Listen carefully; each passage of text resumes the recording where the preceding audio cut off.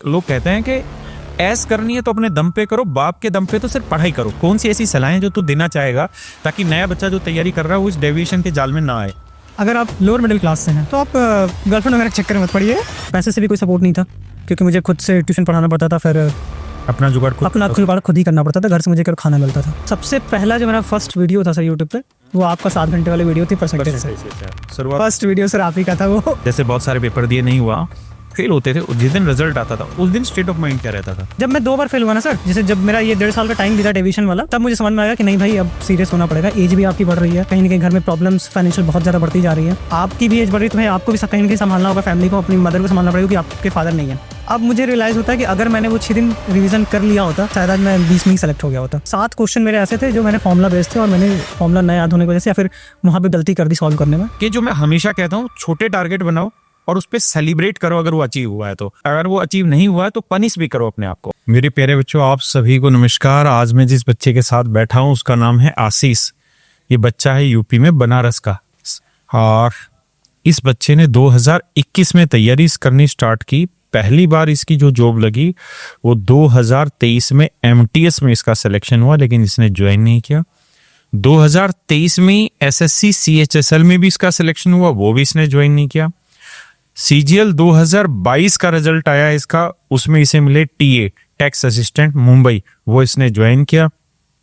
और जब इसने टैक्स असिस्टेंट के रूप में 2022 में ज्वाइन किया तो फिर इसको इतनी तड़प उठी मुंबई को देख के कि मुझे मुंबई नहीं रहना, कुछ भी हो जाए मुझे यहाँ से बाहर जाना है, कुछ भी हो जाए बाहर निकलना है। उसके बाद इसने यूपी पीसीएल का जैसे यूपी का एक एग्जाम होता है जिसमें एग्जीक्यूटिव असिस्टेंट रहता है, उसमें इसने ज्वाइन किया था नहीं सर, उसमें भी ज्वाइन नहीं किया।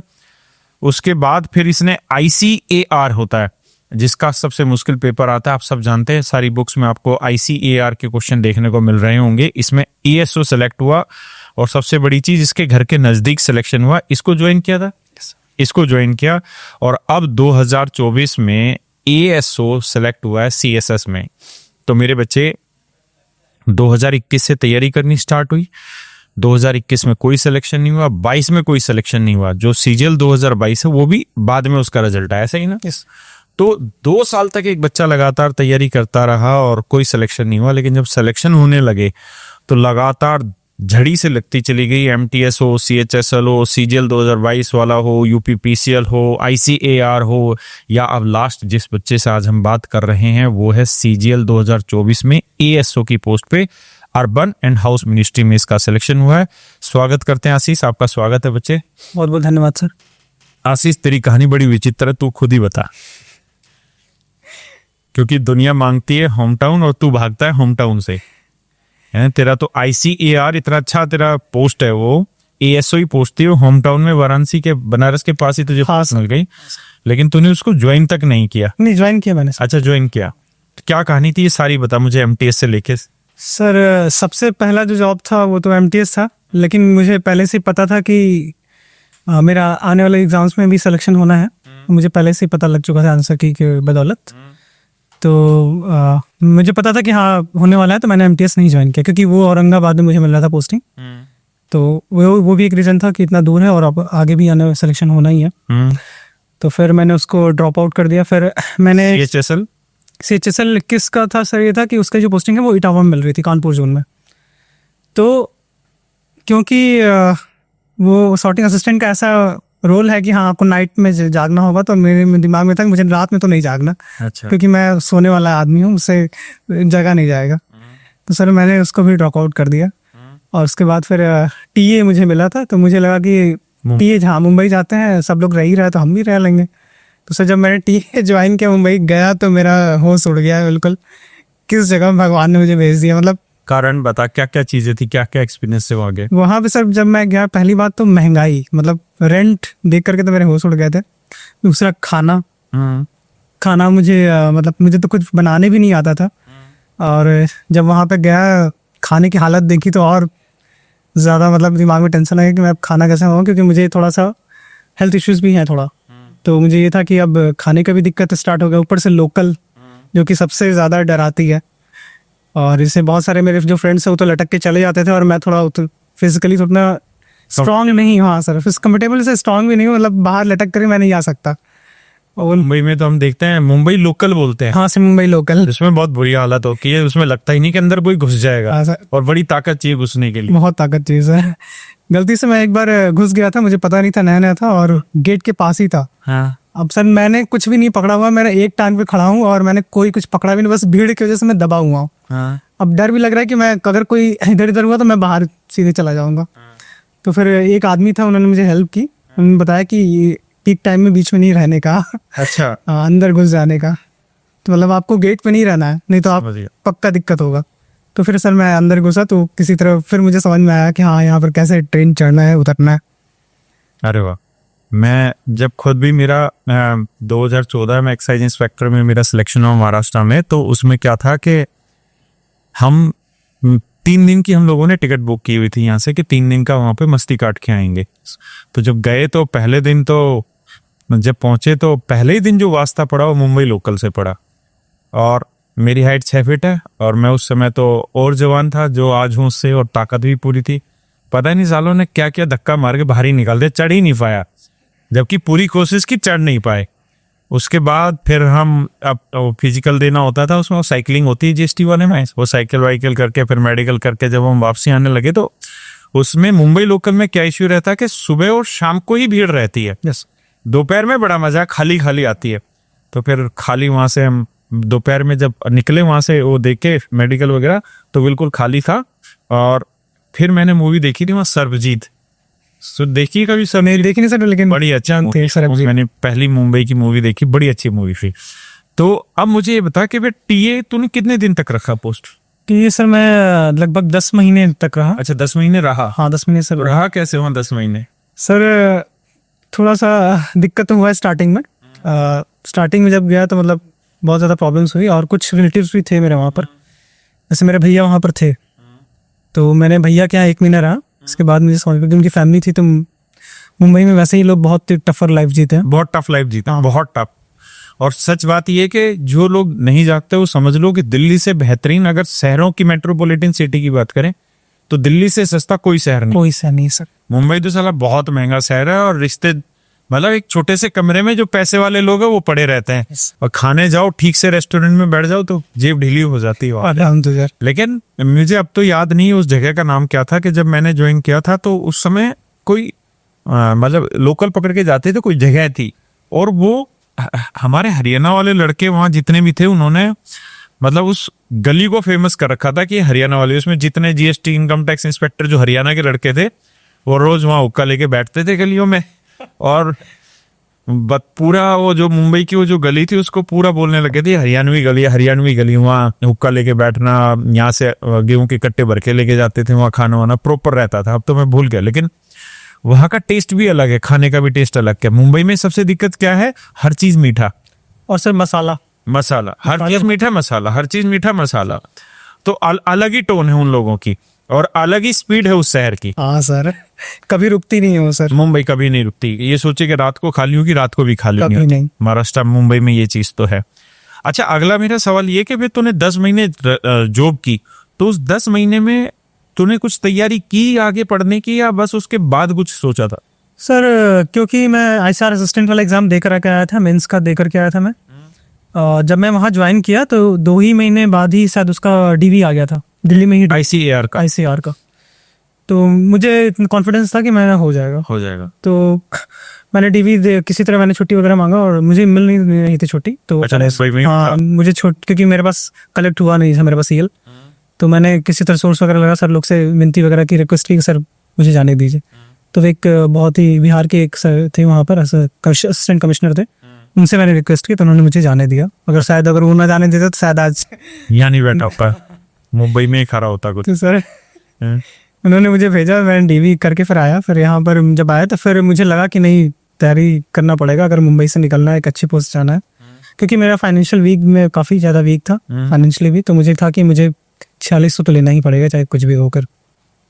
तो फिर आईसीआर असिस्टेंट में जब डीवी था तो मतलब मुंबई से फिर सीधा आईसीआर एएसओ ही ज्वाइन किया तूने? हाँ सर, 10 महीने बाद मैंने यहाँ ज्वाइन, सितंबर 2024 में मैं आईसीआर में मैंने ज्वाइन किया। अगर उस 10 महीने का अनुभव तुझसे पूछूं तो मुंबई के बारे में कौन कौन सी बुरी चीजें तुझे जो लगी? बुरी सर, सबसे ज्यादा लोकल ही बुरी लगी, भीड़। भीड़ और लोकल की दो चीज। खा- और सर खाना भी सर। खाना हाँ खाना भी। टेस्ट नहीं आता। हाँ, हम लोग जैसा बनारस आप जान ही नहीं सर, खाने तो के बनारसी पान खाते होंगे, पान तो नहीं सर, लेकिन खाना हम लोग बहुत टेस्टी खाता है। टेस्टी खाते हैं। हाँ सर। तो और कल्चर कल्चर में उतना डूबा नहीं, लेकिन ठीक है, वहाँ का अच्छा लगा कल्चर। जैसे मैं ज़्यादा डूबा नहीं वहाँ के कल्चर में। अपने डूबने का मतलब बता। डूबने मतलब बहुत एक्सप्लोर नहीं किया मैंने मुंबई को, क्योंकि मेरे अंदर इतना ज़्यादा निगेटिव भर चुका था, तो मैं निकलना ही नहीं चाहता था रूम से। अच्छा, तो जल्दी से मुंबई से बस निकलना था सर, कुछ भी करके निकलना था मुझे। लेकिन मुंबई जो है वो मतलब ऐसा शहर है कि जो रात को जगता है, हाँ सर। और मुंबई की रातें बड़ी हसीन होती हैं घूमने के मामले में। हम लोग सर 2-2 बजे रात तक हम लोग मरीन ड्राइव में बैठे रहते थे। हाँ, तो वहाँ से रात में आते थे वापस फ्लाइट। मैंने अनुभव लिया है, मैंने सब पता, मैंने ये अनुभव लिया है। और जब मैं था तो एक बार मैंने देखा था कि मरीन ड्राइव पे हम घूम रहे थे, तो वहां पे जॉन अब्राहम ऐसे ही हमारे साथ घूमने लग रहा था उस समय। ये 2014 की बात है। हम रात को, क्योंकि करे कि आदमी टाइम पास नहीं हो रहा वहां बैठ के, तो हमने देखा कि मतलब कुछ कुछ ऐसे जो स्ट्रगलिंग स्टार हैं वो ऐसे ही मरीन ड्राइव पे घूमने आ जाते हैं नॉर्मली। तो वो कल्चर तो रहा। अच्छा, ये जो ICAR असिस्टेंट है, ICAR डिपार्टमेंट क्या हुआ और इसमें काम क्या रहता है? सर ICAR में बेसिकली हम लोग जितने भी असिस्टेंट होते हैं वो एडमिनिस्ट्रेशन का ही काम इसकी संभालते फुल फॉर्म क्या हुई हैं। ICAR? Indian council of agricultural research. अच्छा, देश भर में इसके बहुत सारे इंस्टीट्यूट्स हैं, 100+ इंस्टीट्यूट। जैसे एक पूसा है दिल्ली में, ये ICAR? हाँ सर, वो हेडक्वार्टर है उसका। ICAR का हाँ हेडक्वार्टर। काम क्या रहता है आप लोगों का? सर एडमिनिस्ट्रेशन, जैसे जैसे उसमें साइंटिस्ट वगैरह जो रिसर्च वगैरह करते हैं, तो उनका सब कुछ देखने ताकने के लिए हम लोग को एडमिन में रखा जाता है। सब कुछ में क्या देखते? सब कुछ उनका जो भी उनका वर्क होता है उनका, जैसे कि उनकी छुट्टियां, उनके रेजिग्नेशन वगैरह, जो भी एडमिन के, जो जितने भी एडमिन के काम होते हैं, एडमिनिस्ट्रेशन के जो काम होते हैं, वो सारा असिस्टेंट लोग देखते हैं। तो ये ICAR में जो आपने ज्वाइन किया, कौन से टाइम पे ज्वाइन किया? सर सितंबर 2024 में मैंने ज्वाइन किया। सितंबर 2024 में। क्या जब आप महाराष्ट्र थे तो उस समय पढ़ाई से कनेक्टेड थे? नहीं सर, बहुत ज्यादा नहीं। 2024 कैसे क्रैक किया तुमने? यहाँ पर आने के बाद सर, जैसे वहां पर थे हाँ? हल्का फुल्का मॉक तो देते ही रहते थे, और जो मेरे रूममेट्स थे महाराष्ट्र में। हाँ सर, मेरे 4 रूममेट्स से वो चारों प्रिपरेशन कर ही रहे थे। अच्छा, तो मैं उन लोग के साथ लगातार 1-2 रात में आने के बाद, जिसके भले मैं पढ़ता नहीं था लेकिन डिस्कशन हो जाता था, और मॉक भी दे ही लेता था। पढ़ता नहीं था लेकिन अच्छा, मॉक दे लेता था और डिस्कशन हो जाता था, बस उतना ही। मैंने उतना बहुत डीप घुस के मैंने नहीं पढ़ाई की। तो यहाँ जब आप आए उसके बाद आपने CGL की तैयारी की। यहाँ आप प्री तो मैंने निकाल लिया था, क्योंकि 9 तारीख को ही प्री का पेपर था मेरा सितंबर में। उसमें कितने नंबर थे? उससे मेरे साथ 159 की 160 के आसपास थे। अच्छा, 160 के आसपास थे। हाँ। और उसके बाद फिर मैंने समझ में फिर मैंने ICAR में रहा। तो ICAR में तो सर बहुत ही बढ़िया लाइफ थी। बता थोड़ा सा लाइफ के बारे में। ICAR में ये था कि मतलब एक तो कैंपस था, कैंपस के अंदर ही क्वार्टर से टाइप 3 क्वार्टर मिला हुआ था। उसी में रहते थे? हाँ सर, बहुत जबरदस्त, मतलब इतना आराम, इतना बढ़िया लगता था। एक तो पूरी हरा भरा कैंपस, हरियाली से भरा हुआ, सुकून का जीवन। आप 1 मिनट में ऑफिस से पहुंच जा रहे हो, लंच में वापस आ जा रहे हो घर पे, खाना बना रहा हो, फिर चले जा रहे हो आराम से। तो मतलब कहीं भी कठिनाई नहीं थी। जितना मुंबई में कठिनाई थी उसका सब खत्म हो चुका था। जीवन एकदम सुकून स्वर्ग हो गया था सर, बेस्ट हो गया था। क्योंकि टाइप 3 क्वार्टर भी था, काफी स्पेस था क्वार्टर में, तो उसकी भी कोई दिक्कत नहीं थी। घर के पास पोस्टिंग मिल गई थी, 2 घंटे में अप डाउन कर लेता था ट्रेन से हर वीकेंड पे। अच्छा, और उसमें ये था कि आप स्पोर्ट्स, जिम भी था अंदर, स्पोर्ट्स के लिए भी बढ़िया फैसिलिटीज थी। आप खाना पीना खुद बनाते? खाना पीना वहाँ पे सर था, मेस था। अच्छा, लेकिन मैंने खाना बनाना सीख लिया था, क्योंकि मुझे मुंबई की हालत देख गई थी, तो मैंने मुंबई में ही सीख लिया था। मैंने यूट्यूब से देख कर फिर मैंने सर खाना बनाना स्टार्ट किया। मुझे समझ में आ गया था कि अगर बढ़िया खाना है तो खुद से बनाना खुद पड़ेगा। से बनाना पड़ेगा। तो वो आलकस नहीं आता था फिर बनाने में? आलस तो आता था सर, लेकिन क्या करें, अब कोई नहीं तो अकेला खुद से बनाना ही पड़ेगा आपको। अच्छा, और मुझे ये बताना कि मैं फिर से उसी सवाल पे लाता हूँ कि आपने ज्वाइन यहाँ पे किया था ICAR असिस्टेंट कब? वाराणसी में? सितंबर में सर, मऊ में सर, मऊ जिले में। मऊ जिले में कौन से महीने में? सितंबर में ही। सितंबर। तो सितंबर 2024 से ना आप, सितंबर 2024 में आपने ICAR ज्वाइन किया मऊ जिले में, यूपी में। उसके बाद फिर CGL की तैयारी की आपने, मेंस की, क्योंकि प्रीलिम्स आपने लगभग तभी दे दिया था। हाँ। तो मेंस में तो फिर बहुत ज्यादा टाइम भी नहीं था आपके पास। नहीं सर। तो वो तैयारी कैसे की थी और क्या रूपरेखा थी? सर तैयारी ये था कि क्योंकि मेरे पास इनफ टाइम रहता था, क्योंकि ऑफिस आने जाने में टाइम ही नहीं लग रहा है, पूरा टाइम तो मेरा बच ही रहा है। हाँ। और कहीं न कहीं क्योंकि एक पहले जैसे कि मुंबई में रहते थे तो ऑफिस जाने में थोड़ा टेंशन होता था कि हाँ निकलना है, फिर तैयार होना है, फिर जाना है। यहाँ पर ऐसा नहीं था, हम पूरा टाइम बचता था हमारे पास, और कहीं ना कहीं ऑफिस में भी थोड़ा बहुत टाइम बच जाता था जिसका मैं यूटिलाइज करता था, अच्छे से मैं मॉक देता रहता था। और जैसे भोर में मैं उठ जाता था। मैं रात वाला व्यक्ति नहीं हूँ, मैं टोटली भोर वाला हूँ। मुंबई के मजे नहीं ले पाया तो? हाँ सर, कह सकते हैं। मैं सर भोर में उठ जाता था 4:30-5 बजे, और प्रिपरेशन की फेज के दौरान तो मैं 3:30 बजे उठता था भोर में, क्योंकि मैं टोटली भोर वाला आदमी। अच्छा, मुझे ये बताना कि आपकी जो ड्रीम पोस्ट है वो ASO ही है? हाँ ASO ही सर। CSS में जो ASO ही ये ड्रीम पोस्ट थी, लेकिन आप तैयारी करना आपने स्टार्ट किया 2021 में और सिलेक्शन हुआ आपका 2025 में जाके। यस।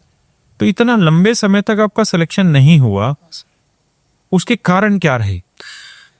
डेविएशन बहुत ज़्यादा था मेरे पढ़ाई जैसे? में। मैं बहुत डेविएट हुआ हूँ सर। जैसे मैं बताता हूँ, मैं 2020 का मैंने फर्स्ट दिया था, तो जब मेरा मेंस का एग्ज़ाम था, एग्ज़ाम के जस्ट 6 दिन पहले मैंने यूपी टेट दिया हुआ था। अच्छा। ठीक है, यूपी टेट जैसे ही मैंने दिया, पेपर इजी था, तो यूपी टेट तो कोई दिक्कत नहीं हुआ, लेकिन उसके 6 दिन पहले जो था मैं बहुत ज़्यादा डेविएशन हो गया, बहुत डेविएट हो गया, कि इतना डेविएशन हो गया कि मैंने पढ़ाई करना ही बंद कर दिया। कारण? पता नहीं क्या हो गया सर, जैसे एग्जाम आने के पहले अंदर से एक नर्वसनेस आने लगा था कि अरे कर लेंगे ऐसे करके था, मतलब कि अच्छा। मतलब पढ़ने का मन ही नहीं करता था मेरा। मैं बहुत डेविएट हुआ हूँ सर। तो अब मुझे रियलाइज होता है कि अगर मैंने वो 6 दिन रिवीजन कर लिया होता तो शायद आज मैं 20 में ही सेलेक्ट हो गया होता। 20 में सेलेक्ट हो? क्योंकि इसमें 7 क्वेश्चन मेरे ऐसे थे जो मैंने फॉर्मूला बेस्ड थे, और मैंने फॉर्मूला न याद होने की वजह से या फिर वहाँ पे गलती कर दी सॉल्व करने में, इसकी वजह से मैं रह गया 2 नंबर से। तो सर कहीं ना कहीं डेविएशन बहुत। उसके बाद फिर मैं जब आगे बढ़ा तो फिर कहीं ना कहीं घर पे भी काफ़ी फैमिली इश्यूज में भी काफ़ी डेविएट हुआ मैं। जैसे? जैसे घर के जो इश्यूज होते हैं, जैसे कि मेरे घर में थोड़ा सा था इशू, कोई से पढ़ाई को लेकर कोई सपोर्ट नहीं था, और मुझे पैसे से भी कोई सपोर्ट नहीं था, क्योंकि मुझे खुद से ट्यूशन पढ़ाना पड़ता था, फिर अपना जुगाड़ खुद ही करना पड़ता था, घर से मुझे केवल खाना मिलता था। ओके। हाँ, सब कुछ मुझे खुद ही करना था। कितने भाई बहन हो आप? सर 2 भाई 2 बहन है, सबसे लास्ट में हम हैं। अच्छा। तो भैया तो मेरे मुंबई में ही थे। अच्छा, भैया प्राइवेट जॉब करते थे सर। उसके बाद और डेविएशन, जैसे पहला डेविएशन ये हुआ कि सीटेट का पेपर दिया या यूपी टेट का पेपर दिया, उसका 6 दिन बचे थे मेंस में। मेन सीजल मीन्स में। हाँ, सीजल मेंस में सर। और सीजल मीन्स जैसी जॉब में आप 6 दिन इतना रिलैक्स होके बैठ गए कि पढ़ना ही नहीं, हो जाएगा। हाँ सर। उसका तो एक फैमिली डेविएशन। और कौन से डेविएशन रहे जो इतना साल लग गया आपको? सर मूवी देखने का बहुत ज्यादा वो था कि मतलब कोई भी न्यू मूवी आई तो देखनी है यूट्यूब पे। अच्छा, यूट्यूब वाला गलत शौक है। होम थिएटर मतलब थिएटर वगैरह जो होते हैं उसमें जाके नहीं, उसमें उतना पैसा नहीं बचा था सर। उतना तो ठीक, पॉसिबल ही नहीं था सर जाना। पैसा ही नहीं था। हाँ, पैसा ही नहीं था सर उतना। तो हम ये कह सकते हैं सोशल मीडिया एडिक्शन हो गया जो यूट्यूब पे। सोशल मीडिया नहीं कह सकते, क्योंकि मैंने इंस्टाग्राम नहीं चलाया है और ना ही व्हाट्सएप पे मैं उतना एक्टिव रहता हूँ। तो मैं, हाँ, यूट्यूब आप कह सकते हैं, यूट्यूब पे मैं एडिक्टेड हो गया था। यूट्यूब भी टाइप ऑफ सोशल मीडिया ही है। अच्छा, हाँ, तो सर यूट्यूब कह सकते हैं। कितनी देर देख लगा रहता था तब? 2 मूवीज एक ही दिन में खत्म कर देता, 3-3 घंटे के सारे। उस हासिल क्या करता था? कुछ नहीं, पास हो रहा था उस हाँ सर, टाइम पास हो रहा था। वो इशू ये था कि मतलब मूवीज था तो अच्छी लगती थी देखने में, और साउथ की मूवीज उस समय डली होती थी, तो सर वो और ज्यादा दिमाग में छाया रहता था। तो देखिए, अब मैं आपसे बात कर रहा हूँ तो 2 कारण हो सकते हैं कि आदमी डेविएट हो रहा है। एक पहला कारण तो ये, और डेविएशन इस वजह से कि बहुत ज्यादा समय में यूट्यूब पे इन्वेस्ट कर रहे हैं मूवी देखने या और कुछ चीजों में। तो 2 कारण हो सकते हैं। एक तो हमारा ग्रुप अच्छा नहीं था यार दोस्तों का, क्योंकि जब हमारे पास ग्रुप होता है ना तो हमारे पास इतना टाइम होता है कि हम अपनी बातें दूसरे को शेयर कर पाते हैं, है ना, उससे कुछ मोटिवेट हो पाते हैं या कुछ खेलने कूदने में। और दूसरा ये था कि नहीं, एक एडिक्शन लग ही गया था और करने के लिए कुछ मन में था ही नहीं, तो टाइम पास करना ही एक बड़ा रीजन था।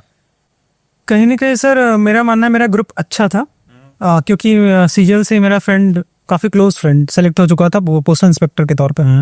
वो यूपी में ही है अभी। अच्छा, तो मुझे ये बता कि जो तेरा फ्रेंड सीजीएल में सेलेक्ट हो गया था, जलन तो पूरी हुई होगी उस समय? जलन तो नहीं सर, लेकिन अंदर से था कि हाँ वो बंदा, समझ में सकता हूँ। तो ये था सर। और की कौशल का डायलॉग है ना, ये दर्द खत्म का है नहीं हो रहा साला, तो वो वाला फील आता है। हाँ सर। और एक और फ्रेंड था, और हम लोग 3 ही फ्रेंड थे सर। तो और एक और जो फ्रेंड था वो डाटा साइंटिस्ट बन चुका था बेंगलुरु में। अच्छा। तो अब मैं ही बच गया था। तो मुझे भी कहीं ना कहीं होना था, तो अंदर तो था ही, लेकिन कहीं ना कहीं मैं, वो लोग चले भी गए थे यहाँ से, हाँ। तो कोई साथ में था नहीं जिससे मैं शेयर कर सकूँ या कुछ बात कर सकूँ। फ़ोन पे बात होता है लेकिन फ़ोन पे उतना नहीं हो पाता सर। अच्छा, आपने जो फर्स्ट टाइम तैयारी करनी स्टार्ट की, वो किस समय तैयारी करनी स्टार्ट की और कैसे तैयारी करनी स्टार्ट की? फर्स्ट टाइम तो मेरे जो जिस दोस्त ने सीजीएल क्रैक किया था उसी से मैंने गाइडेंस ली थी सर कि कैसे क्या करना है। तो सबसे पहला जो मेरा फर्स्ट वीडियो था सर यूट्यूब पे, वो आपका 7 घंटे वाली वीडियो थी परसेंटेज से। अच्छा, शुरुआत फर्स्ट वीडियो सर आप ही का था वो क्योंकि मुझे कुछ नहीं पता था, तो और वो काफ़ी बेसिक से आपने पढ़ाया है, और उस समय डिजिटल बोर्ड हुआ नहीं करता था, आपने वो क्वेश्चन आता था सर उसमें। हाँ सर, तो मैंने सर उसका पूरा नोट्स बनाया था हाथ से, उससे मैंने मेरा प्रिपरेशन स्टार्ट हुआ था। और आपका उस समय ऐप पे सर वो आता था नोट्स करके, राकेश यादव सर नोट्स। वो मेरे नोट्स नहीं तो फर्जी लड़कों ने डाल रखे थे ऐप बना के। हाँ, तो सर हम जो क्वेश्चन नहीं आता था उस समय, क्योंकि उसमें पैसे की बहुत तंगी थी सर, तो सर मैंने किसी तरह मैनेज किया। फिर जब ट्यूशन वगैरह से फिर यूट्यूब पे काफ़ी आपके आने लगे वीडियो सर, आपके भी सर, गगन सर के भी वीडियोस आने लगे, काफ़ी टीचर्स के आने लगे। फिर धीरे धीरे मैंने कंप्लीट किया कोर्स, लेकिन डेविएट होकर। अगर मैं चाहता तो मैं 1 साल में भी तैयारी कर। डेविएशन को समझा कि बार बार डेविएट क्यों हो रहा था तैयारी करते वक्त? कहीं ना कहीं सर मुझे लगता है कि मैं 100% दे नहीं पा रहा था, मैं फोकस्ड नहीं हो पा रहा था। जैसे कि एक होता है ना, अंदर से इच्छा थी कि नहीं मुझे बनना है, मुझे निकालना है, मुझे जैसे घर पे मोटिव क्लियर नहीं हो पा रहा था। हाँ सर, और एक और मोटिव ये था कि जैसे घर पे मैं था तो घर पे खाना तो मुझे मिल ही रहा था, पंखा चल रहा है, हवा आराम से, कुछ करना है नहीं, प्रेशर भी उतना नहीं आ रहा था, पैसे की भी उतनी उसमें नहीं समझ में आ रहा था कि हाँ पैसे की दिक्कत है हमारे घर में, तो उसमें अंदर आग नहीं जल पा रही थी कि हाँ अरे तुझे करना पड़ेगा, नहीं तो कैसे काम चलेगा आगे। तो ये आग जली कब? जब दोस्त लोग निकल चुके यहाँ से, 6 महीने बीत गए, और उसके बाद फिर जब अगल बगल एक और लड़कों को देखा कि हाँ ये लोग सिलेक्शन हो चुके हैं, और कब तक ऐसे चलेगा, अंदर ये आया कि हाँ जब सर्कल निकल गया तब वो आग लगी। हाँ सर, आग लगी। फिर उसके बाद ये हुआ कि कैसे आगे फ्यूचर कैसे बीतेगा, कुछ ना कुछ तो सोचना पड़ेगा, क्योंकि ना तो बैंक बैलेंस है पीछे, ना कुछ प्रॉपर्टी, ना कोई एसेट है, तो फिर कैसे काम चलेगा। जेन्युइन बात। हाँ सर, तब फिर मेरी मम्मी ने मेरा बहुत सपोर्ट किया, उन्होंने कभी नहीं कहा कि हाँ पैसा कमा कर ला, कुछ नहीं, वो हमेशा कहती रहती थी कि हाँ तू कर, हो जाएगा, हमेशा उन्होंने सपोर्ट किया। मेरे फादर नहीं है सर, अच्छा, तो मम्मी का ही मेरा सपोर्ट था बहुत ज़्यादा। तो उन्होंने कभी भी ये नहीं कहा कि हाँ नहीं हो रहा है, बैठा है, तो कभी ऐसा नहीं कहा, लेकिन उन्होंने। अच्छा, तो कोई नया बच्चा जो तैयारी करनी स्टार्ट कर रहा है, अगर उसको तू कुछ सलाह दे पाए कि डेविएशन से कैसे बचा जाए, क्योंकि तू तो डेविएशन का राजा रहा है, तूने तो कदम कदम पे डेविएशन लिया है, कौन सी ऐसी सलाहें जो तू देना चाहेगा ताकि नया बच्चा जो तैयारी कर रहा है वो इस डेविएशन के जाल में ना आए? पहले तो अपने अंदर आग जलानी पड़ेगी अगर अंदर मोटिवेशन तो नहीं रहा अगर आपके अंदर, तो आप मेरे ख्याल से डेविएट हो सकते हैं। यूट्यूब वगैरह हुआ, सोशल मीडिया वगैरह हुआ, और सर कहीं ना कहीं मेरा मानना है अगर आप लोअर मिडिल क्लास से हैं तो आप गर्लफ्रेंड वगैरह के चक्कर में मत पड़िए। ये तूने सही पॉइंट दिया है, ये डेविएशन का सबसे बड़ा कारण निकला है। अच्छा, तो इस उम्र में होता क्या है कि गर्लफ्रेंड के चक्कर में आदमी चला जाता है। हाँ सर, है ना, ये अपोजिट सेक्स के प्रति जो अट्रैक्शन होता है ये बहुत ज्यादा होता है, बहुत ज्यादा रहने। तो अब इससे बचा कैसे जाए सर? इससे बचा तो नहीं जा सकता शायद? नहीं, क्यों नहीं बचा जा सकता सर, बिल्कुल बचा सकता है। कैसे बचा जा सकता है सर? अगर जैसे जनरली क्या होता है कि हम लोग अगर सामने अगर अपोजिट सेक्स का अगर कोई अट्रैक्टिव इंसान दिख गया तो कहीं नजर चला जाता है, लेकिन जब आप फोकस्ड होते हैं कि हाँ, और आप कहीं अगल बगल, अगर आप लाइब्रेरी भी ज्वाइन कर रहे हैं तो आपका बस मोटिव होना चाहिए नीचे चलो, अगल बगल मत देखो, क्योंकि लाइब्रेरी में बहुत ज़बरदस्त डेविएशन होता है सर। लाइब्रेरी में भी होता है सर, तो आप कहीं मत देखो इधर उधर, आप बस नीचे चलो, नीचे देखते चलो, आप बैठो, न इधर झाँको न उधर झाँको, बस कंटिन्यू लाइब्रेरी में अपने केबिन में घुसो और बैठ के पढ़ते रहो। देखो, उस बच्चे ने, एक राजस्थान का बच्चा, तो उसने बड़ी अच्छी बातें कही इसी चीज के ऊपर। उसने 5-6 पॉइंट दे के लाइब्रेरी में पढ़ने वाले बच्चों में ये गुण होना चाहिए। शायद ये रील अगर पहले चली जाती तो तेरा फायदा हो जाता। उसने पहला बताया कि बिल्कुल साधारण से साधारण कपड़े पहनो ताकि ना कोई आप पे अट्रैक्ट हो पाए, ना आप किसी पे अट्रैक्ट हो पाए। करेक्ट। दूसरा, उसने पॉइंट दिया कि जब बीच में ब्रेक होता है, चाय पीने जाते हैं, तो चाय पीने जब जाओ तो अकेले चाय पीने जाओ, किसी को साथ मत लेके जाओ। है ना। उसने इस तरीके से बहुत सारे पॉइंट बताए और वो बड़े वैलिड पॉइंट है।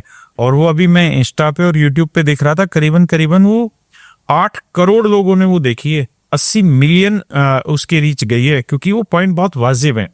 अब मुझे तो वापसी आ इसी गर्लफ्रेंड वाले पॉइंट पे, क्योंकि मुझे इसमें बड़ा इंटरेस्ट आ रहा है। ये बता कि मतलब फलसफा कितने साल तक चलता रहा तेरे साथ, सर ये डेविएशन इस वाले पॉइंट पे?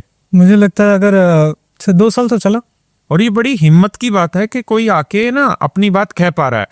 और देखिए, इस पॉडकास्ट का उद्देश्य भी यही है, और शायद इन बच्चों का भी उद्देश्य यही है कि जो गलतियां इन्होंने की वो गलतियां आप ना करें, और जो खूबियां इनमें थी या जो अच्छे काम इन्होंने किए वो अच्छे काम आप तुरंत पकड़ लें। ये जरूरी नहीं है कि हम अपने अनुभव से ही सीखें, जरूरी है कि हम दूसरों के अनुभव से सीखें, ताकि कम समय में सफलता सुनिश्चित की जा सके। हाँ, वो 2 साल चला, उसमें क्या क्या रहा? तो उसमें डेविएशन में ये था कि मैंने जैसे मुझे क्या था कि मुझे लाइब्रेरी में जाकर पढ़ाई करनी चाहिए थी। मैं 2-2 दिन तक लाइब्रेरी नहीं जाता था। उसके साथ घूमते रहते थे? नहीं, ऐसा नहीं था सर।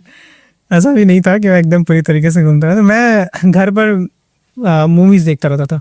जैसे आज मन नहीं किया, नहीं गया, मूवीज देख रहा हूँ, 2-2 मूवीज देख 3-3 मूवीज देख डाली एक दिन में। और जियो था ही था तो नेट का भी कोई इशू नहीं था, 1.5 GB मिल ही रहा था। तो यूट्यूब पे साउथ की मूवीज देख ली, 3-3 वीडियोस देख लिए, ऐसे करके मेरा टाइम कट जाता था। फिर 2 दिन बाद फिर गया पढ़ने के लिए।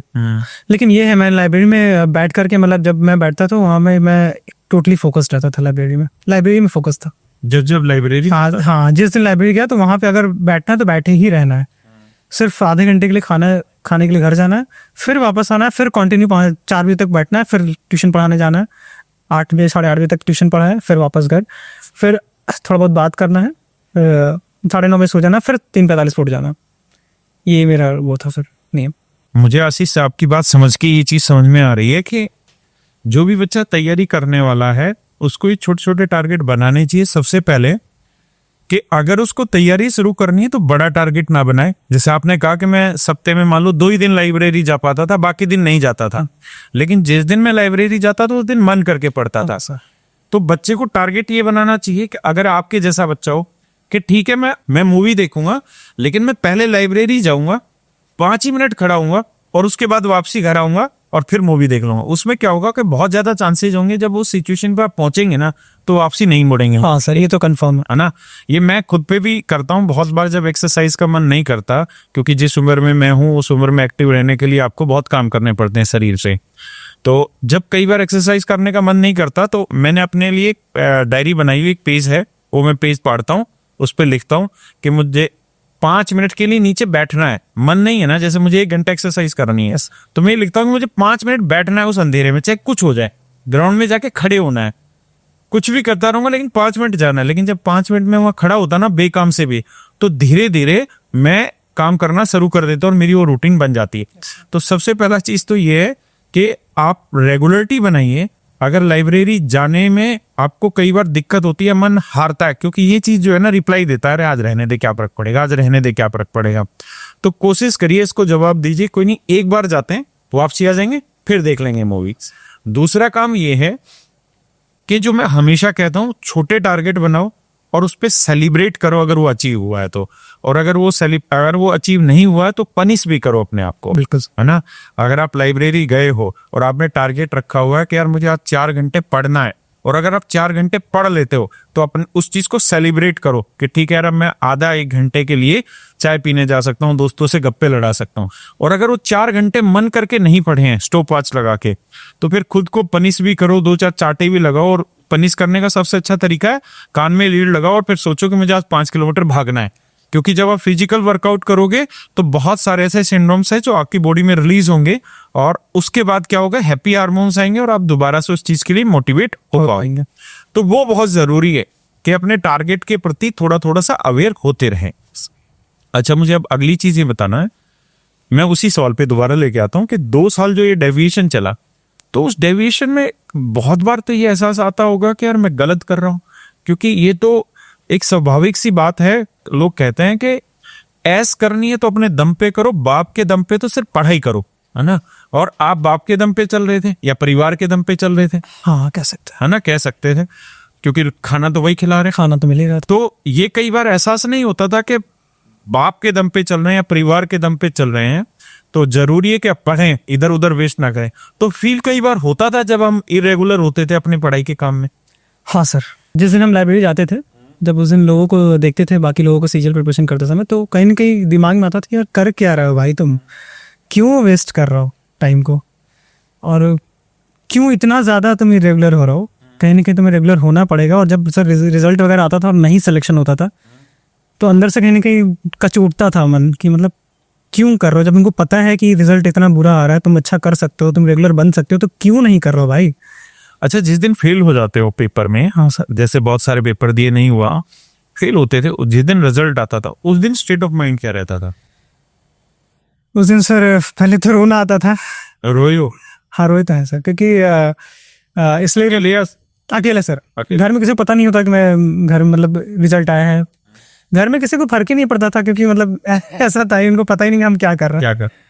तो रूम में अपने मतलब बस बंद करके मतलब थोड़ा बहुत रोते थे कि हाँ चलो कोई बात नहीं। फिर ये फील होता था कि ठीक है कोई बात नहीं, failure is a part of life, तो आपको आगे तो बढ़ना ही पड़ेगा। ज़्यादा दिन आप 1-2 दिन थोड़ा सा लगता था खुद को संभालने में, लेकिन उसके बाद फिर प्रिपरेशन, जैसे जब मैं 2 बार फेल हुआ ना सर, जैसे जब मेरा ये 1.5 साल का टाइम बीता डेविएशन वाला, 1.5-2 साल, तब मुझे समझ में आया कि नहीं भाई अब सीरियस होना पड़ेगा। एज भी आपकी बढ़ रही है और कहीं ना कहीं घर में प्रॉब्लम्स फाइनेंशियल बहुत ज़्यादा बढ़ती जा रही है। आपकी भी एज बढ़ रही है, तो भाई आपको भी कहीं ना कहीं संभालना होगा, फैमिली को, अपनी मदर को संभालना पड़ेगा, क्योंकि आपके फादर नहीं है, तो आपको कहीं ना कहीं रिस्पॉन्सिबिलिटी आपको लेनी पड़ेगी अपनी। सब जाकर सर उसके बाद मैंने रेगुलरिटी अपनी बढ़ाई, फिर मैं कंटिन्यू हुआ, तब जाके मुझे रिजल्ट स्टार्ट हुआ दिखना। बहुत कम बच्चे होते हैं कि बहुत सिंसियर रहते हैं स्टार्टिंग से। अभी मेरी एक स्टूडेंट थी, मैं उसका नाम शायद याद नहीं है, शिवानी है शायद, उसका मैंने पॉडकास्ट किया था, तो उसका मैं देख रहा था 21-22 साल की उम्र में ये बच्चे आईएएस बन जाते हैं। बस उनके साथ एक ही चीज बहुत अच्छी रहती है, डेविएशन नहीं होता, खास टारगेट बहुत फिक्स है, ये करना है। और एक बच्ची थी, हमारे एक चैनल है कैरियर आईएएस, उस पर हमने उसका इंटरव्यू डाला हुआ है, मैं उसका नाम शायद निकल गया दिमाग से। वो जॉब करती थी और वो किसी एमएनसी कंपनी में जॉब करती थी, वर्क फ्रॉम होम रहता था, और उस समय उसको सिस्टम ऑन रखना पड़ता था, 9-10 घंटे के लिए काम लगातार करते रहना पड़ता था। तो वो कहती थी कि सर मेरी जॉब जो होती थी वो स्टार्ट होती थी 12 बजे से और रात के 9 बजे तक। मैं सुबह 4 बजे उठती थी, और जब बाकी लोग उठते थे ना, मैं तब तक 4 घंटे की पढ़ाई पूरी कर चुकी होती थी। तो बहुत सारे ऐसे बच्चे जो बहुत सही डायरेक्शन में गए हैं और फिर सिलेक्शन लेके निकल गए। और डेविएशन एक ऐसी चीज है कि जिस बच्चे ने भी कहा कि अगर वो अंदर की आग नहीं जली है ना, तो कोशिश करो किसी चीज से जलाई जाए वो। बिल्कुल। एक बच्चा था नीलेश करके, उसकी 71 या 73 रैंक है यूपीएससी में। उसने कहा कि मैं प्राइवेट जॉब करने लग रहा था, मेरी अच्छी जॉब थी पढ़ाई के बाद, मेरे पास मात्र 1 महीने का टाइम था एग्जाम का, मैंने यूपीएससी का फॉर्म भरा था, और यूपीएससी में आप भी जानते हैं अटेम्प्ट बहुत कम होते हैं, तो बच्चा कोशिश करता है कि आज जब पूरा तैयार हो तभी मैं उस अटेम्प्ट को दो, अदरवाइज उस अटेम्प्ट को ना दो। लेकिन कह रहा मैं तैयार पूरी तरह नहीं था, लेकिन फिर भी मैंने उस अटेम्प्ट को दिया, क्योंकि मैं जानता था कि अगर मैं फेल हो गया ना प्रीलिम्स में, सीसेट में, तो उसके बाद मेरे अंदर जो आग लगेगी ना, वो मुझे अगले 1 साल के लिए जिंदा रखेगी। तो बहुत बार अगर तीर बहुत दूर तक ले जाना है तो कमान को बहुत पीछे खींचना पड़ता है, तभी वो ताकत आती है। तो जरूरी है डेविएशन से बचने के लिए। अच्छा, पढ़ने के कोई 10 पॉइंट ऐसे बता, मैथ में, जीएस में, रीजनिंग में, इंग्लिश में, कि कोई 10 ऐसी स्ट्रेटजी बता सब्जेक्ट वाइज जो तुझे ठीक लगती हो, कितनी भी। मेरे हिसाब से इंग्लिश के लिए भोर का समय जो है वो परफेक्ट है पढ़ने के लिए, क्योंकि जो वोकैब्स हैं, OWS वगैरह हैं, या जो इडियम्स फ्रेजेस हैं, वो कहीं ना कहीं भोर में ज़्यादा अच्छे से माइंड में बैठते हैं। और तुम रटते थे या सिर्फ पढ़ते थे इनको? नहीं, मैंने तो रटा है सर, मैं झूठ नहीं बोलूँगा, मैं इंग्लिश मैंने रटा हुआ। रटा है? हाँ, इंग्लिश मैंने रटा हुआ, क्योंकि इंग्लिश मैं समझ नहीं सकता उसको। अच्छा। तो मैंने उसको रटा ही है, और भोर में मैंने 3:30 बजे उठता था और 7 बजे तक मैं उसे रटता था। इंग्लिश को रटा? हाँ, केवल इंग्लिश, क्योंकि मैं हिंदी यूपी बोर्ड से हूँ सर। अच्छा। तो मेरा बहुत, और मैं गवर्नमेंट स्कूल का हूँ। हाँ, तो दिक्कत बढ़िया, बहुत दिक्कत थी सर। और गवर्नमेंट स्कूल का, उसके बाद प्यार करना और फिर इंग्लिश पढ़ना है, कमाल की चीज है। लेकिन कोई दिक्कत नहीं है, कहते हैं कि जो जितने विचलित होते हैं उतना ही ऊंचाई पर भी जाते हैं, अगर वो सही समय पर उस विचलन को कंट्रोल कर ले, है ना। और तूने उसको विचलन को कंट्रोल किया और आज ऊंचाई पर है। एक सरकारी स्कूल से पढ़ने वाला बच्चा आप ESO लगा हुआ है, 5 साल में सेक्शन ऑफिसर बन जाएगा, उसके बाद अलग अलग पोस्टों पे प्रमोट होके जाएगा और देश की सेवा करेगा। तो विचलन को सही समय पे पहचाना और उसका इलाज करते, ऐसे बड़ी खूबसूरत चीजें क्या होगी। अच्छा, रटते कैसे थे, मतलब पढ़ते रहते थे उसको लगातार, या मतलब जैसे सर जैसे इंग्लिश में मैं पढ़ता था, जैसे जो भी बुक्स मेरे पास रहती थी अवेलेबल रहती थी, मैं एक दिन में लगभग 2 से 3 पेज वोकैब्स के पढ़ लिया। फिर मैं उससे पूरे वोकैब को तब तक कंटिन्यू रखता था जब तक वो खत्म नहीं हो जाती थी। तो एक बार में अगर पूरा वोकैब पढ़ा, 1 हफ्ते लगे मान लीजिए, फिर से उसको अगली बार पढ़ता था। अच्छा, हाँ, फिर से अगले 1 हफ्ता फिर, क्योंकि मुझे पता है एक बार से वो नहीं याद होने वाला। तो सर ऐसे करके 3-4 बार जब मैंने किया तो फिर दिमाग में बैठने लगा वो, और जब मैं मॉक देता था तो फिर वो अपने आप ही माइंड में आ जाता था कि हाँ इसका आंसर ये होगा। अच्छा, मुझे एक चीज बताना कि मॉक टेस्ट, PYQ की बुक, प्रीवियस ईयर क्वेश्चंस की बुक और क्लास नोट्स, इन तीनों की अहमियत कितनी रहती, खासकर मैथ जैसे सेक्शन में? सर कहीं ना कहीं मॉक टेस्ट का तो बहुत बड़ा रोल है, और PYQ बुक्स का भी रोल है, क्योंकि PYQ से आपको नॉलेज मिलती है कि हाँ किस टाइप की क्वेश्चन आ रहा है और क्वेश्चन का लेवल क्या है। तो आपको तो मैं कहूँगा कि अगर SSC की फील्ड में आप अगर आना है किसी को, तो भाई उसको तो PYQ से ज़रूर गो थ्रू होना चाहिए। और स्टार्टिंग में ही मेरे ख्याल से अगर आप थोड़ा बहुत नॉलेज गेन कर लिया है कि हाँ चीज़ों के बारे में पता कर लिया है SSC के बारे में कि हाँ कैसे क्वेश्चन आते हैं क्या आते हैं, तो आपको मॉक के टेस्ट के थ्रू भी आपको गुजरना चाहिए। भले मार्क्स कम है, आप उससे डरिए मत कि हाँ मार्क्स कम आ रहा है, अरे डीमोटिवेट हो गया, ऐसा कुछ नहीं है। मार्क्स आप दीजिए। तो मॉक्स पे जो मॉक टेस्ट रहते थे उसका एनालिसिस करते हैं? हाँ सर, मॉक टेस्ट का एनालिसिस करना पड़ेगा। जैसे सर मैं मॉक टेस्ट देता था तो मुझे पता चलता था कि जैसे मैथ्स का सेक्शन था, तो मैथ्स का सेक्शन मुझे पता चलता कि हाँ इस टॉपिक से मैं क्वेश्चन नहीं कर पा रहा हूँ, तो मैंने उसको नोट किया और उसी दिन मैंने उसको पढ़ना स्टार्ट किया। अच्छा, हाँ, उस पर्टिकुलर टाइप का क्वेश्चन, जैसे मुझे टाइम स्पीड डिस्टेंस का हो गया, तो अगर मुझे क्वेश्चन नहीं आ रहा तो मैं फिर से पहले उसको वीडियो देखता था यूट्यूब पे और उसको समझने की कोशिश करता था, और फिर उसको फिर से रिवीजन करके थोड़ा उसके क्वेश्चंस का फिर मैं आगे बढ़ता था। इसी तरह मैं इंग्लिश में ही पढ़ता, जैसे इंग्लिश में मैंने आज ही मॉक दिया और मुझे पता चल गया कि हाँ ये क्वेश्चंस जो है मुझे नहीं आ रहा है, तो मैं उस चैप्टर के उठाते था, उस चैप्टर का मैं एक्सरसाइज फिर से सॉल्व करता था और उसको फिर से एक बार पूरा रिवीजन करता था एक्सरसाइज को, तब मैं आगे बढ़ता था। और जीके में भी सेम स्ट्रेटजी थी मेरी। अच्छा, बहुत सारे बच्चे पूछना भी चाहते हैं, जो कमेंट थे उसमें भी बच्चों ने लिखा था कि एक नया बच्चा जो एवरेज स्टूडेंट है वो तैयारी अगर करनी स्टार्ट कर रहा है तो कितने महीने में CGL का सिलेक्शन लिया जा सकता है और उसकी राइट स्ट्रेटजी क्या होनी चाहिए? सर मेरे ख्याल से अभी जो फॉर्मेट है CGL का, 8 महीने में ही सब कुछ कवर हो जा रहा है, अब तो साल लगते नहीं, 2 साल। तो मेरे ख्याल से अगर कोई मेरे जैसा एवरेज बच्चा है, क्योंकि मैं भी एवरेज ही रहा हूँ, मैं कोई ब्राइट स्टूडेंट नहीं रहा हूँ सर, तो 8 महीने से 1 साल इनफ है सिलेक्शन के लिए सर। और स्ट्रेटजी क्या होनी चाहिए? स्ट्रेटजी सर यही होनी चाहिए, आप पहली बार तो फोकस्ड रहना पड़ेगा, आपको फोकस रहना पड़ेगा, और आपका दिनचर्या जो है आपको दिमाग में रहना चाहिए कि हाँ आप इतने टाइम से इतना टाइम इस सब्जेक्ट को देंगे, इतने टाइम से इतना टाइम इस सब्जेक्ट को देंगे। आपका माइंड में क्लियर होना चाहिए किस टाइम आपको मॉक देना है, किस टाइम आपको रिविजन करना है, किस टाइम आपको प्रैक्टिस करनी है मैथ्स की या फिर इंग्लिश की। और आपको दिन के हिसाब से भी करना पड़ेगा कि मतलब जैसे मेरे साथ क्या था कि मैं इंग्लिश में पहले भोर में पढ़ता था, क्योंकि मुझे इंग्लिश भोर में ही याद होती थी, मैं दिन में इंग्लिश नहीं पढ़ पाता था। समझ गया। और इसी तरह जो मॉर्निंग वाली टाइम होती थी, फिर उसमें मैं मैथ्स के फॉर्मूलाज रिवाइज करता था। और दिन में जिसमें मुझे बहुत ज़्यादा नींद आती थी, क्योंकि मैं बहुत ज़्यादा सोने वाला व्यक्ति हूँ सर, मुझे नींद बहुत प्यारी है, तो सर मैथ जिस टाइम मुझे दिन में लाइब्रेरी में नींद आती थी, खाना खाने के बाद ज़बरदस्त जो सर नींद आती थी, उसमें मैं मैथ सॉल्व करता था। अच्छा, ये बताना कि मैथ्स की तैयारी कैसे करें? एक बच्चे का सवाल है कि आपने मैथ्स की तैयारी कैसे करी और हमें कैसे करनी चाहिए, ताकि इसको पूरा एक्सप्लेन करें। सर मैंने जो मैथ्स की तैयारी स्टार्ट की थी, जैसे मेरे दोस्त ने गाइड थोड़ा कर दिया था कि हाँ यूट्यूब से पढ़ना स्टार्ट करो, तो सबसे पहला जो मेरा चैप्टर था, मैंने तो सर परसेंटेज आपका ही देखा था। मुझे लगता है कि परसेंटेज एक ऐसा चैप्टर है जो आपके काफ़ी सारे चैप्टर्स में आपके माइंड को खोल देता है सर, खोल देता है, क्योंकि उसका काफ़ी यूज़ है सर अलग चैप्टर्स में। तो मेरे ख्याल से स्टार्टिंग आप परसेंटेज से ही करो, आपको बहुत सारे चैप्टर्स में बहुत बेनिफिट होगा। हाँ सर, और बहुत सारे कॉन्सेप्ट क्लियर हो जाते हैं उसमें। बहुत सारे कॉन्सेप्ट भी क्लियर हो जाते हैं सर। आपको दिक्कतें थोड़ा कम आती हैं बाकी चैप्टर्स में भी, क्योंकि उसमें परसेंटेज का काफ़ी बड़ा रोल है अलग दूसरे चैप्टर्स में भी। और आप रिवीजन करना मत भूलें। कैसे करते थे रिवीजन? सर सच बताऊं तो मैं रिवीजन बहुत कम किया, जिसका नुकसान भुगतना पड़ा मुझे। मैंने रिवीजन बहुत कम किया है, लेकिन मुझे लगता है कि रिवीजन करना चाहिए और ज़रूर करें सर। रिवीजन नहीं करेंगे तो आपको दिक्कत होगी। आपका जो सिलेक्शन 1 साल में होना है वो आपका सिलेक्शन 2-3 साल में हो जाएगा, फिर बढ़ जाएगा ये टाइमिंग। तो आपको रिवीजन करना पड़ेगा। आपको जो भी चैप्टर्स, जो भी चीज़ें नहीं आ रही हैं उसको क्लियर कट करिए कि हाँ, एकदम क्रिस्टल क्लियर करिए कि हाँ, इस चीज़ में मुझे दिक्कत आ रही है तो मुझे फिर ये चीज़ पढ़नी पड़ेगी। आप इसको टालिए मत कि हाँ अरे आज दिक्कत है, मैं 1 हफ्ते बाद पढ़ूंगा, ऐसा नहीं हो पाएगा। अच्छा ये बताना आशीष कि आपने जो तैयारी की इसमें कौन सा ऐसा पीक टाइम था, वो चाहे 1 महीने का हो या 1 दिन का हो या 6 महीने का हो, जिस समय आपने पूरी डेडिकेशन के साथ सीजीएल की तैयारी की, जिसको आप कह सकते हैं कि हाँ ये जो टाइम था ये सबसे पीक टाइम था मेरी तैयारी का? सर 2022 का जो सीजीएल था उसके पहले मैंने जो तैयारी की वो बहुत ज़बरदस्त। अच्छा 2022 से पहले? 2022 वाले सीजीएल का। अच्छा हाँ, क्योंकि 2022 का सीजीएल का मेन शायद 23 में हुआ था। हाँ 23 मार्च में। उसके पहले जो मेरी प्रिपरेशन थी वो बहुत ज़बरदस्त थी। अच्छा भटकाव तेरा उसके बाद हुआ है?